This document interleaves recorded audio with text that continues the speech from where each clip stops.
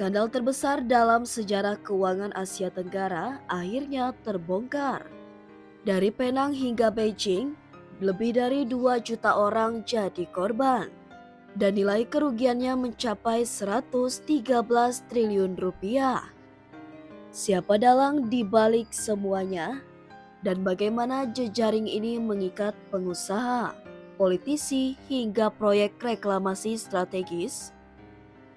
Kisah ini dimulai dari sebuah perusahaan bernama MBI International Group yang mengklaim menawarkan investasi canggih dari e-commerce, properti hingga mata uang digital. Tapi kenyataannya, ini hanyalah kedok dari skema Ponzi raksasa. Dalang utamanya, Teddy Teo Woi Huat, kini ditahan di Cina setelah diekstradisi dari Thailand pada Agustus 2024. Dialah tokoh sentral yang membuka semua rahasia gelap jaringan ini. Bermula dari informasi yang diberikan Theo, aparat Malaysia dan Cina meluncurkan operasi gabungan bernama Op Northern Star. Hasilnya, penangkapan 17 tokoh penting, termasuk 3 Taipan bergelar Tan Sri.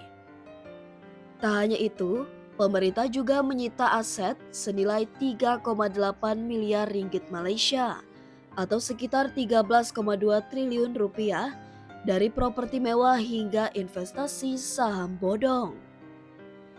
Skema ini memikat lebih dari 2 juta orang, terutama dari Cina, dengan janji imbal hasil tinggi. Modusnya klasik tapi mematikan. Investor baru membayar investor lama. Ketika tidak ada dana segar masuk, semuanya runtuh.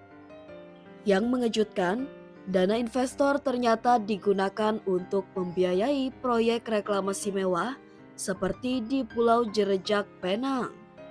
Proyek ini kini dalam sorotan karena diduga jadi tempat pencucian uang. Presiden Cina Xi Jinping memuji langkah Malaysia. Dalam kunjungan kenegaraan April lalu, ia menegaskan komitmen Beijing memberantas kejahatan lintas negara. Tapi di Malaysia, badai politik justru makin besar. Publik menuntut audit total terhadap proyek-proyek properti besar. Ada kecurigaan kuat bahwa sebagian elit politik turut terlibat, langsung atau tidak.